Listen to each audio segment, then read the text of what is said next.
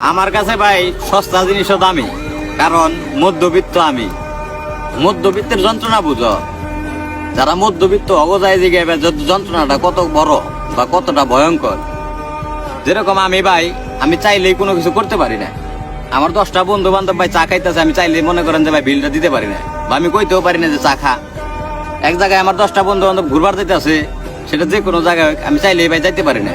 যখন ডেট করে ভাই তখন খুব কই যে জামু জামু, কিন্তু পরবর্তীতে যখন বাসায় যাই, যখন ভাবি অ্যামাউন্টের কথা যে আমি টাকা গুলা কই পাবো, তখন কিন্তু ভাই আমি যাইতে পারি না। তার মানে কি, আমি ভাই মধ্যবিত্ত। আমার শখ আছে ভাই, সাধ্য নাই।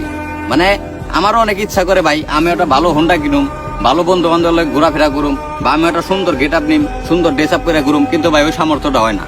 আমার সমবয়সী ভাই, আমার অনেক বন্ধু বান্ধব ভাই মনে করেন যে ফ্যামিলিতে টাকা পয়সা দিতে আছে, বাপ মার হাসি খুশির কারণ হইতেছে, কিন্তু ভাই আমি পারতেছি না।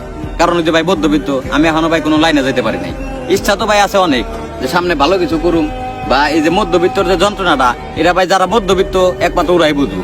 মানে এটা মধ্যবিত্ত পোলার যে ভাই কতটা আশা থাকে, মানে যারা মধ্যবিত্ত একমাত্র ওরাই জানে। মানে রাত্রে ভাই ঘুম আসে না, কখন মনে করেন যে ভাই নিজের একটু গুছামো ভাই, কয়টা টাকা পয়সার মালিক হবো ভাই, মানে নিজের যে শখ গুলা এইগুলা ভাই পূরণ না করতে পারলে, এই বয়সে আমি যদি মনে করি এই বয়সে যদি পূরণ না করতে পারি ভাই, তাহলে বুড়া বয়সে ভাই পূরণ করে লাভ নাই তো ভাই। কারণ শখ ভাই, শখ করার সময় ভাই এই সময়, চাইলেও মনে করেন যে ভাই একটা জিনিস কিনতে পারি।